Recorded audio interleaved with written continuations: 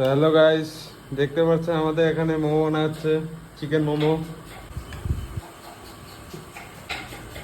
এদিকে চিকেন মোমো, এখানে অনেকগুলো চিকেন মোমো হয়ে গেছে বানানো অলরেডি। এখানে চিকেন স্যুপ হচ্ছে আমাদের, এখানে ফুটতেছে, স্যুপটা রেডি হচ্ছে এখনো।